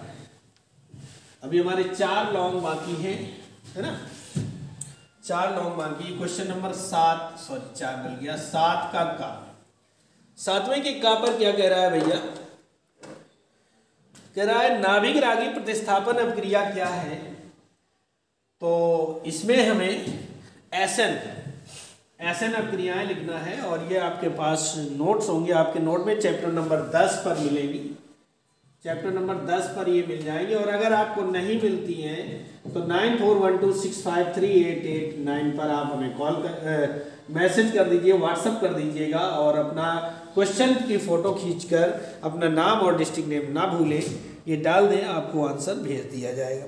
यह अभिक्रिया कितने प्रकार की होती है? 2 प्रकार की होती है, SN1 और SN2। SN1 व SN2 सबको डिटेल से विद एग्जाम्पल देना होगा, तब आपका आंसर कंप्लीट हो जाएगा, ठीक है। इसके अथवा की बात करते हैं।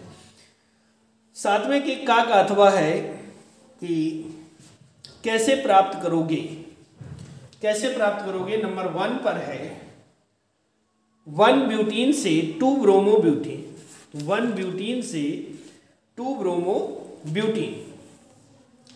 1 ब्यूटीन की बात करें तो CH2 double bond CH single bond CH2 CH3 ऐसा कुछ आ जाएगा। C4H8 होना चाहिए, 3 2 5 1 6 2 8, ठीक है।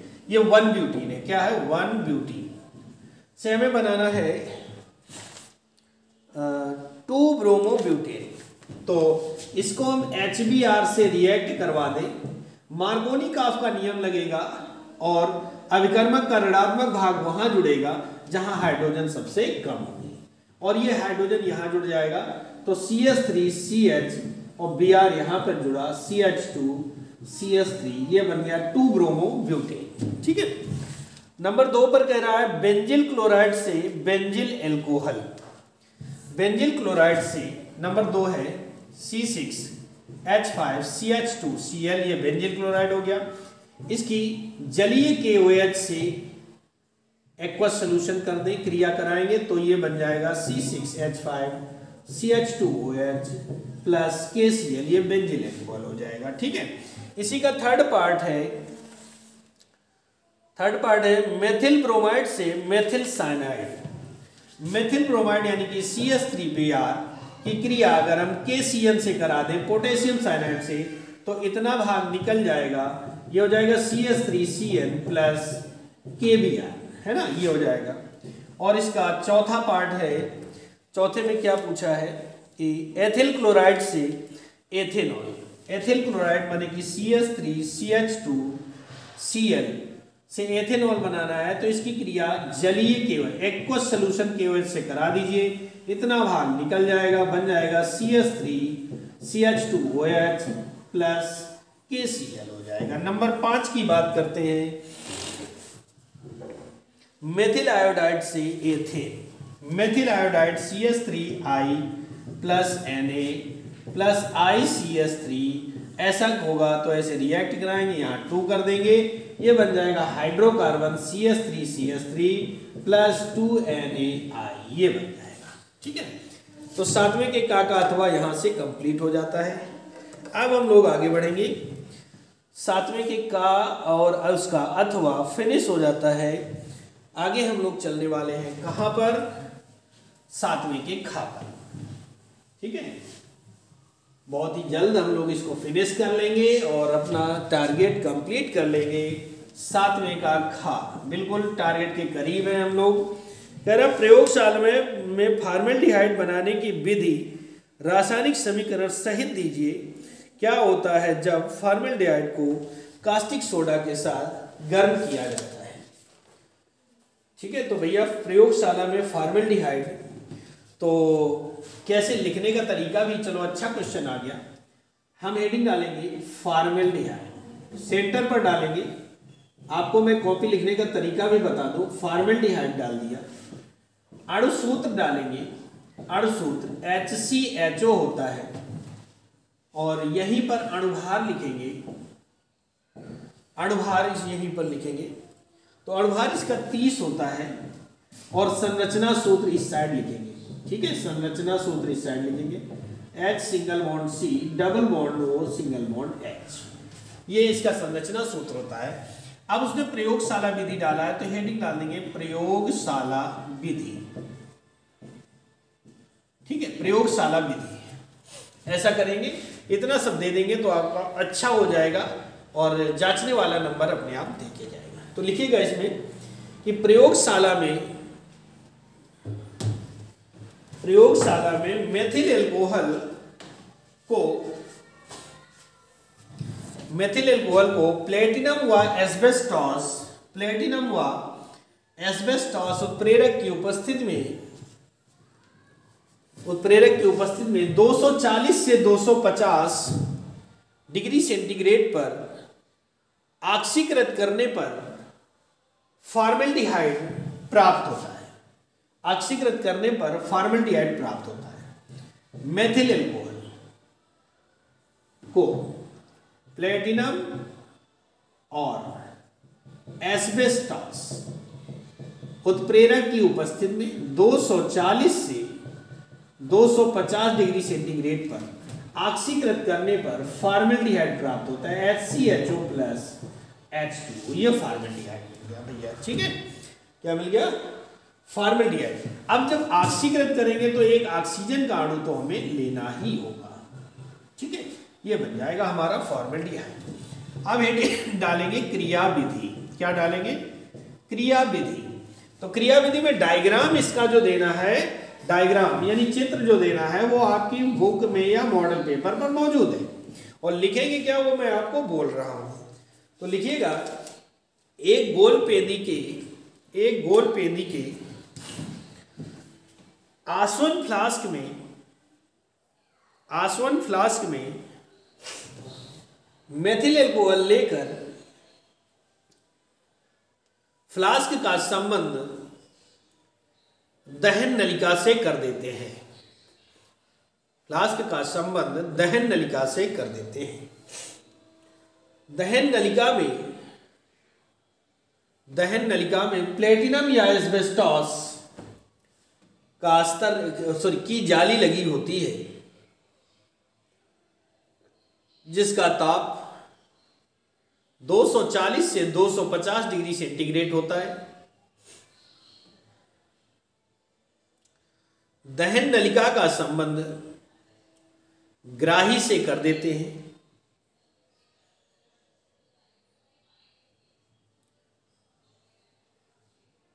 अब फ्लास्क को बालू उष्मक पर रखकर धीरे धीरे गर्म करते हैं,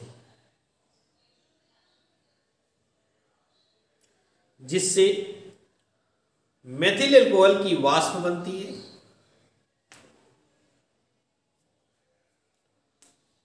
मेथिल एल्कोहल की वाष्प बनती है जो दहन नलिका से ऑक्सीकृत होकर फॉर्मेल्डिहाइड में परिवर्तित हो जाती है। फॉर्मेल्डिहाइड में परिवर्तित हो जाती है।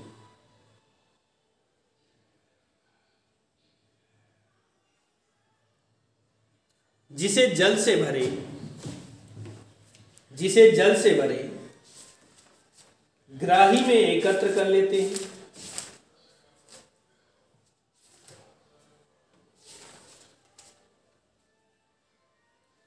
जल से भरे ग्राही में एकत्र कर लेते हैं।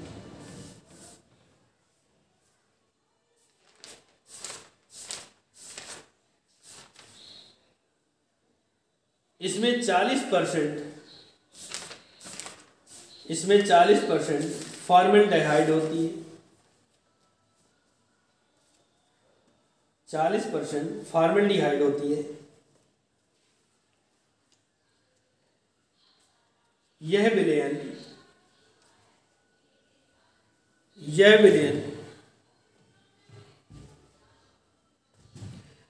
फार्मेलिन कहलाता है। यह विलयन फार्मेलिन कहलाता है।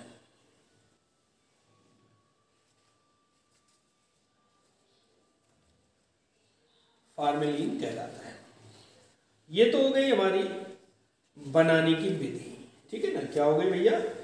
बनाने की विधि। अब इसी में पूछा है उसने, क्या होगा जब फॉर्मेल्डिहाइड को NaOH के साथ गर्म किया जाता है। फॉर्मेल्डिहाइड को NaOH के साथ गर्म किया जाता है। तो इसने कहा क्या होता है जब फॉर्मेल्डिहाइड को NaOH के साथ गर्म किया जाता है। तो भैया देखो, फॉर्मेल्डिहाइड HCHO और इसको हम गर्म करेंगे NaOH के साथ में, ठीक है ना। तो ये क्या करेगा, एक तो मेथेनॉल बनाएगा CH3OH plus HCOONA, sodium format, और मेथेनॉल देता है। बैलेंस करने के लिए यहाँ पर 2 लगा देंगे। ये हमारी अभिक्रिया कंप्लीट हो जाएगी और 7वें का खा कंप्लीट हो गया। अब हम लोग चलते हैं लास्ट टॉपिक पर, इसके अथवा पर। कॉपी पर लिखने का तरीका यही रखें, बहुत अच्छा एग्जाम हो जाएगा आपका। किसी चीज की कोई आवश्यकता नहीं पड़ेगी। 7 के खा का अथवा और, जिसमें फर्स्ट दे रहा है कि फ्रीडल क्रॉफ्ट एसिलीकरण, फ्रीडल क्रॉफ्ट एसिलीकरण, ये दे रहा है फ्रीडल क्रॉफ्ट एसिलीकरण, फ्रीडल। इसमें लिख लीजिएगा, मैं बोलता हूं और आप लिख ले। निर्जल AlCl3 की उपस्थिति में, निर्जल AlCl3 की उपस्थिति में फिनॉल की क्रिया, फिनॉल की क्रिया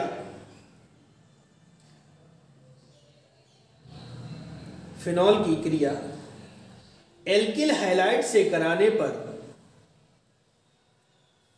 एल्किल हाइलाइट से कराने पर बेंजीन का आर्थो एवं पैरा समूह, बेंजीन का आर्थो एवं पैरा हाइड्रोजन परमाणु, आर्थो एवं पैरा हाइड्रोजन परमाणु एल्किल समूह द्वारा प्रतिस्थापित, एल्किल समूह द्वारा प्रतिस्थापित हो जाता है। यह अभिक्रिया फ्रीडल क्राफ्ट अभिक्रिया, यह अभिक्रिया फ्रीडल क्राफ्ट अभिक्रिया या फ्रीडल क्राफ्ट एसिलीकरण कहलाती है। फ्रीडल क्राफ्ट एसिलीकरण कहलाता है। यह हमारा फिनॉल हो गया OH। इसकी क्रिया हमने मान लो CH3Cl एल्किल हैलाइड से करवा देते हैं। किससे करवाते हैं? एल्किल हैलाइड से करवाते हैं, वो भी निर्जल AlCl3 की उपस्थिति में करवाते हैं। और यहां पर इसको हीट करेंगे तो क्या हो जाएगा, बेंजीन का जो आर्थो है अथवा इसका जो पैरा समूह होता है वहां से हाइड्रोजन समूह का प्रतिस्थापन एल्किल समूह द्वारा हो जाता है, तो इसे हम फ्रीडल क्राफ्ट एसिडीकरण कहते हैं। इसका सेकेंड पार्ट है क्लीमेंसन अपचयन, क्लीमेंसन अपचयन। हेडिंग डाल दें क्लीमेंसन अपचयन और इसमें हम लोग लिखेंगे, मैं बोलूंगा आप लोग नोट करिएगा। जब एल्डिहाइड तथा कीटोन को, जब एल्डिहाइड तथा कीटोन को जिंक अमलगम, जब एल्डिहाइड तथा कीटोन को जिंक अमलगम तथा HCl के साथ अभिकृत कराते हैं तो अभिकृत कराते हैं तो संगत हाइड्रोकार्बन प्राप्त होते हैं। संगत हाइड्रोकार्बन प्राप्त होते हैं। क्लीमेंसन अपचयन कहलाता है। क्लीमेंसन अपचयन कहलाता है। देखिए CH3CHO plus H hydrogen ion, zinc amalgam, ठीक है, उसने कहा जिंक अमलगम तथा HCl के साथ, जिंक अमलगम और HCl के साथ अपचयन कराएंगे तो संगत हाइड्रोकार्बन प्राप्त होता है CH3CH3 और प्लस H2। तो बैलेंस करेंगे यहां पर 4 हाइड्रोजन हो जाएगा। ये तो था एल्डिहाइड। अगर हम इसको कीटोन के साथ अपचयित कराते तो भी 4H सेम अभिक्रिया, सेम कंडीशन, ZnHG ये जिंक अमलगम है और HCl तो ये बनेगा CH3CH2CH3 प्लस H2, ये बन जाएगा। ये हो गया हमारा क्लीमेंसन अपचयन। इसी के साथ ये अनसॉल्व्ड पेपर का जो टॉपिक था वो हमारा फिनिश हो गया। अनसॉल्व्ड पेपर का जो टॉपिक था यानी सेट नंबर 2 कंप्लीट हो गया। अब हम लोग मिलेंगे सेट नंबर 3 पर, जो कि परसों आएगा। कल हमारा बायोलॉजी आएगा और परसों हमारा अनसॉल्व्ड पेपर 2022 का सेट नंबर 3 जीके। ओके, तो तब तक के लिए मिलते हैं। नमस्कार, जय हिंद, जय भारत।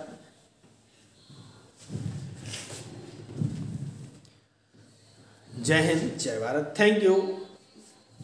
और एक और रिक्वेस्ट और कि अगर वीडियो पसंद आए तो लाइक करें, शेयर करें और चैनल में नए हैं तो चैनल को सब्सक्राइब करें, बेल आइकन को प्रेस करें, जिससे कि आपके पास सारे नोटिफिकेशन आप तक पहुंचे। आप पढ़ें, अपने फ्रेंड सर्किल को भेजें, शेयर करें, जिससे कि वो भी इसका लाभ उठा सकें। धन्यवाद, जय हिंद।